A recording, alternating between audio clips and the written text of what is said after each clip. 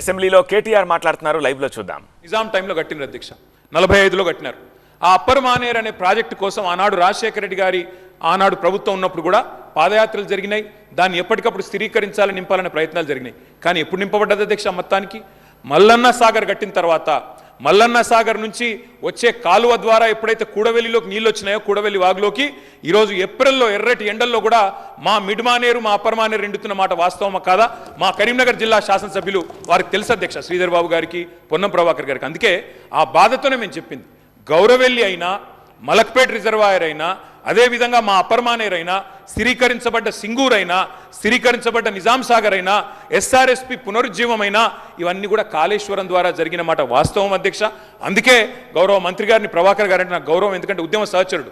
ఆనాడు పార్లమెంట్లో వీరోచితంగా పోరాడింది కాబట్టి మా నాయకుడు కేసీఆర్ గారు కూడా కరీంనగర్లో, ఇక్కడ అక్కడ కాదు అధ్యక్ష, కరీంనగర్కి వచ్చే బహిరంగ సభలోనే వారిని అభినందించారు. కాబట్టి మాకు అట్లాంటి మంత్రి గారిని అగౌరవపరిచే కుసంస్కారం లేదు. కానీ మంత్రి గారు కూడా వాస్తవాలు చెప్పాలి అధ్యక్ష. గౌరవెల్లి పూర్తయిన మాట వాస్తవం, ఎన్జిటి స్టే ఉన్న మాట వాస్తవం, మలక్పేట పూర్తయిన మాట వాస్తవం, ట్రయల్స్ జరిగిన మాట వాస్తవం.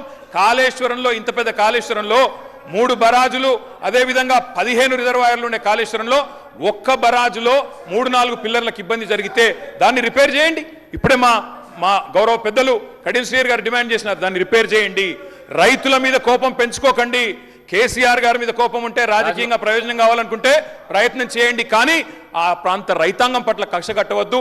నింపండి, మేడిగడ్డ నింపండి, కాళేశ్వరంలో పంపింగ్ స్టార్ట్ చేయండి. వాళ్ళ 5,000 క్యూసెక్ల నీళ్లు కిందికి పోతున్నాయి. ఇది రాజగోపాల్ రెడ్డి గారు.